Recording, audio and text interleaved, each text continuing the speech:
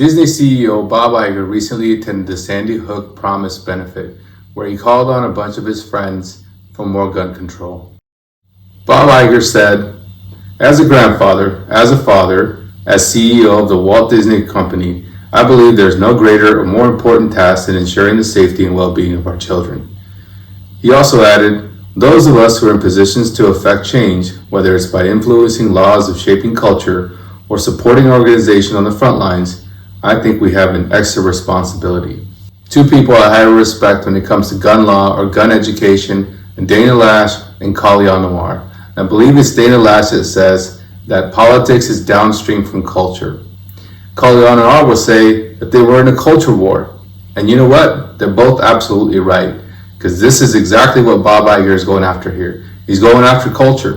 Now, I don't have to tell you how much of an influence Bob Iger's company, Disney, has over kids.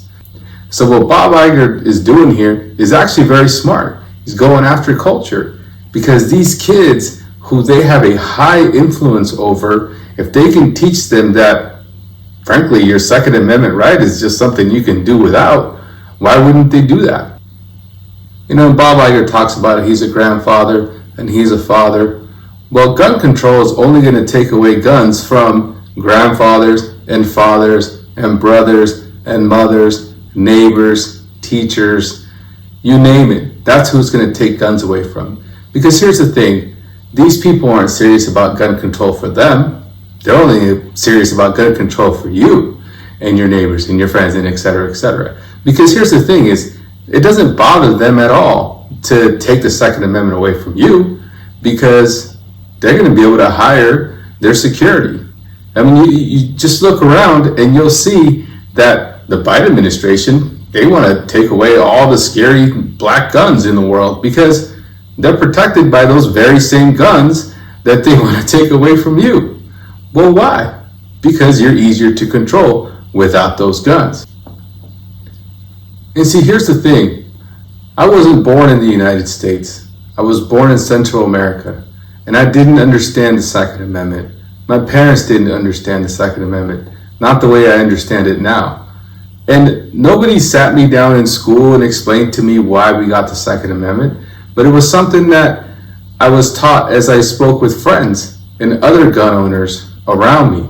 And they would explain to me why it was so important to keep the Second Amendment and why the United States had it and why no other countries have the Second Amendment style of amendment.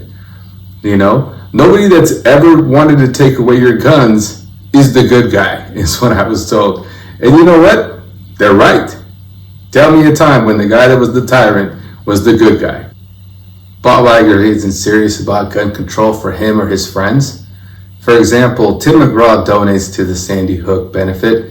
And you know what? Put your money wherever you want to. But don't tell me that you're serious about gun control when in the recent series 1776 by Taylor Sheridan, what's Tim McGraw doing? He's traveling across the country with his young family and he's protecting them with a rifle and a gun. Every other scene that you see, he's got his gun out, he's shooting somebody, he's defending his life, his family's life with a gun.